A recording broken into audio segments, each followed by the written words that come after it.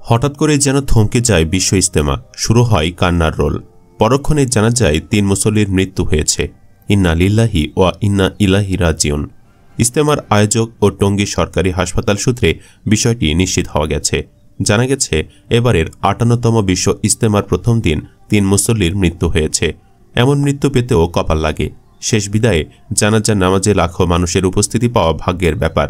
আল্লাহ যাদের কবুল করেছেন তাদেরকে এমন মৃত্যু দান করেন। আল্লাহ যাদেরকে বেশি পছন্দ করেন তাদের মৃত্যু এবং জানাজা দ্বারা বুঝিয়ে দেন যে ওই মরহুম মানুষটা রবের নিকট কতটা আপন ছিলেন। ইজতেমার মৃত ব্যক্তিরা হলেন খুলনা জেলার ডুমুরিয়া থানার ডুমুরিয়া বাজার গ্রামের লোকমান হোসেন গাজীর ছেলে আব্দুল কুদ্দুস গাজী, ঠাকুরগাঁও জেলার মৃত আব্দুলের ছেলে আমিরুল ইসলাম ও শেরপুর জেলার শ্রীবর্দী থানার রানী শিমুল গ্রামের মৃত শব্দুল্লার ছেলে সাবেদ আলী। তাদের জানাজা ইজতেমা ময়দানে অনুষ্ঠিত হয়েছে। জানাজা শেষে ইজতেমা ময়দান থেকে মরদেহ নিজ নিজ গ্রামের বাড়িতে পাঠানো হয়েছে বলে জানা যায়।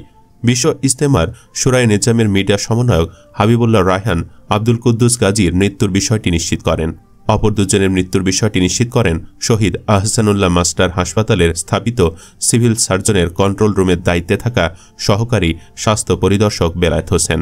প্রিয় ভিউয়ার্স, সারা দেশ সহ ইজতেমায় বিশ্বের অনেকগুলো দেশ থেকে লাখ লাখ মানুষ আসেন শরীক হওয়ার জন্য, আল্লাহর ইবাদতে মশগুল এবং ইসলামের ইলম বাড়ানোর জন্য।